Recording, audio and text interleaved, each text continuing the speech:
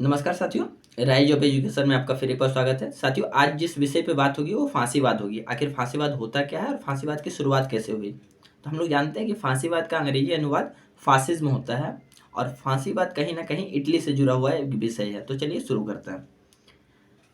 प्रथम विश्व युद्ध के बाद इटली में एक तानाशाही शुरुआत होती है जिससे बेनितो मुसोलिनी द्वारा शुरू किया जाता है तानाशाही।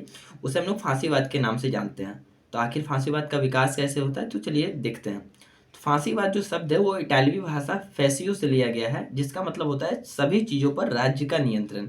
मतलब जितने भी चीज़ होंगे उस पर राज्य का नियंत्रण होगा।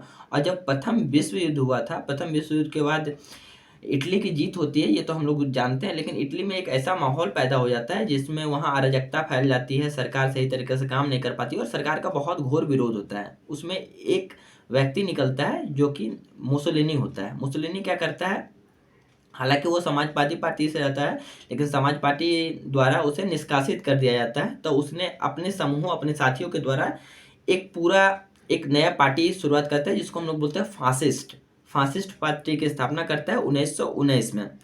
और उसने अपना पूरा पार्टी का नाम बताया था फासियो डी कम्बेडिमिंटो, जिसका उसने एक प्रतीक रखा था। प्रतीक रोमन साम्राज्य से इंस्पायरिंग था और रोमन साम्राज्य का वो जो चिन्ह होता था उसमें लकड़ी का गट्ठर देखा जाता था और उसमें कुदाली होता था जो कि समूह और एकता का प्रतीक होता था।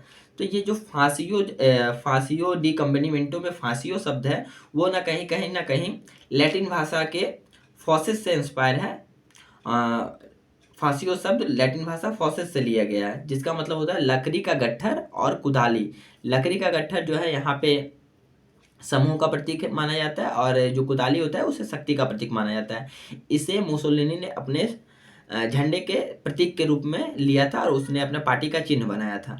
उसके बाद हम लोग देखते हैं जो ये फांसीवाद जो है वो कहीं ना कहीं उग्र राष्ट्रवाद का समर्थन करता है। मतलब फांसीवाद का जो पूरा शब्द है वो उग्र राष्ट्रवाद को सपोर्ट करता है। मुसोलिनी ने चाहता था कि प्राचीन रोमन साम्राज्य जैसे था वैसा ही वो एक ऐसा साम्राज्य खड़ा करे जिसमें राज्य का आधिपत्य ज़्यादा रहे। तब उसने एक विचारधारा प्रतिपादित किया जिसको हम लोग फांसीवाद के नाम पर वर्तमान में जानते हैं। आलोचक कहीं ना कहीं बोलते हैं कि फांसीवाद कोई विचारधारा है ही नहीं, क्योंकि ये भी व्यवहारवाद पर आधारित है। हम लोग देखते हैं कि फांसीवाद जो होता है, फांसीवाद विचारा उग्र राष्ट्रवाद को समर्थन करता है। उग्र राष्ट्रवाद को समर्थन करता है तो वो कहीं ना कहीं राष्ट्रवाद के प्रति ज़्यादा सजग होता है और राज्य की वो सभी कल्पनाओं में सिद्ध मानता है कि राज्य को वो सभी चीज़ मिलना चाहिए जो कि व्यक्ति से छीना हुआ हो। मतलब राज्य को वो ज़्यादा प्रभुत्व में देखना चाहता है। और कहीं ना कहीं फांसीवाद जो है वो अधिनायकवाद से प्रेरित है।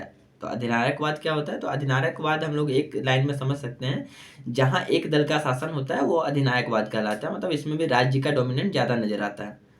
जब फांसीवाद का दो मुख्य लक्ष्य होता है, पहला कि वह राज्य में होगा व्यक्ति का शासन और एक दल का शासन, मतलब एक व्यक्ति का शासन एक दल का शासन, वो फांसीवाद से इंस्पायर होता है। अब फांसीवाद उभरा ही क्यों, एक सवाल निकल जाता है। जर्मनी में आखिर फांसीवाद उस समय जब लोकतांत्रिक सरकार थी तो फांसीवाद को आने का कारण क्या था?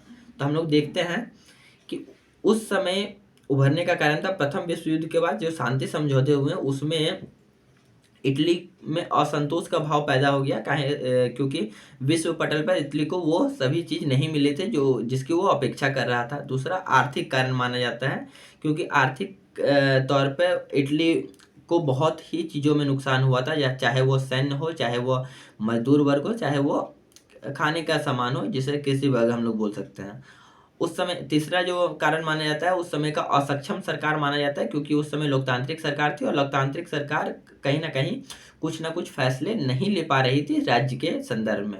और चौथा कारण था कि मुसोलिनी का प्रभाव बहुत ज़्यादा बढ़ चुका था, क्योंकि मुसोलिनी कहीं ना कहीं प्रथम विश्व युद्ध में देखा जाता है कि उसने एक कमांडर के तौर पर प्रथम विश्व युद्ध लड़ा था और उसने जब युद्ध समाप्त हुआ तब जाकर के वो समाजवादी पार्टी से निष्कासित होकर के अपना एक पार्टी बनाता है जिसको हम लोग फासिस्ट पार्टी बोलते हैं, जिसे फासियो द कंपनी मिंटो के नाम से जाना जाता है।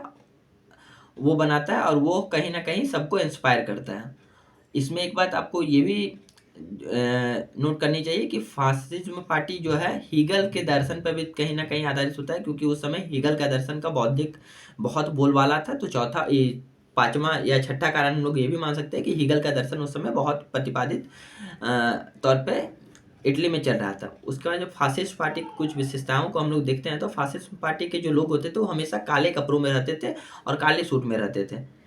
30 अक्टूबर 1922 को मुसोलिनी ने प्रधानमंत्री का स्थान ग्रहण किया और कहीं ना कहीं 1926 आते आते उसने पूरे सरकार पर अपना साम्राज्य स्थापित कर दिया, मतलब अपना आधिपत्य स्थापित कर दिया। और उसका एक ही नारा था कि हम कहीं ना कहीं, हमारा एक ही सरल कार्यक्रम है कि हम इटली पर राज करना चाहते हैं या फिर इटली पर शासन करना चाहते हैं। ये मुसोलिनी का कथन था।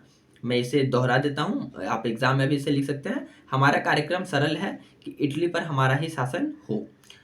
अब फांसीवाद की कुछ विशेषताओं को भी हम लोग देख लेते हैं। तो फांसीवाद कहीं ना कहीं उग्र राष्ट्रवाद को समर्थन करता है। फांसीवाद एक व्यक्ति के शासन को मानता है। फांसीवाद युद्ध का समर्थन करता है। फांसीवाद लोकतंत्र का विरोध करता है और फांसीवाद साम्यवाद का विरोध करता है। ये कुछ विशेषताएं हैं। आलोचक इसकी आलोचनाएं भी करते हैं कि फांसीवाद कोई एक सिद्धांत है नहीं, यह एक व्यवहार पर आधारित है। ये संप्रदायवाद को प्रेरित करता है क्योंकि ये अपना कहीं ना कहीं साम्राज्य को विस्तार करने की नीति को अपनाता है। तो कहीं ना कहीं वो फूट डालता है, इसमें धर्म का कोई बाहुल्य नहीं है और कहीं ना कहीं वो राष्ट्र को सबसे उत्तम मानता है।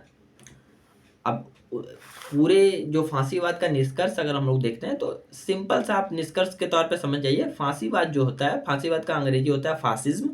फासिज्म इटालवी भाषा के फासियो से निकला हुआ है, जिसका मतलब होता है लकड़ी का गट्ठर और कुदाली। यहाँ तक आप समझ जाते हैं। उसके बाद हम लोग देखते हैं कि फांसीवाद कहीं ना कहीं अधिनायकवाद से प्रेरित होता है। अधिनायकवाद का मतलब होता है किसी भी राज्य में एक दल का शासन, एक व्यक्ति का शासन, और वो राज्य को अधिक तजुर्बा देता है। जब कोई भी चीज़ राज्य को अधिक शक्ति प्रदान करता है तो वहाँ की जनता के सभी अधिकारों का खंडन होने लगता है और वहाँ एक तानाशाही का दौर शुरू होने लगता है, जो कि फांसीवाद में हमें नजर आता है। और ये फांसीवाद जो चला था इटली में 1919 से 1943 तक उग्र रूप से चला था, जो कि मुसोलिनी ने चलाया था। आशा करता हूँ आपको इतना समझ में आया होगा। बने रहिएगा बने रहिएगा हमारे साथ। राइज ऑफ एजुकेशन में मिलते हैं नेक्स्ट वीडियो में। तब तक के लिए जय हिंद, जय भारत।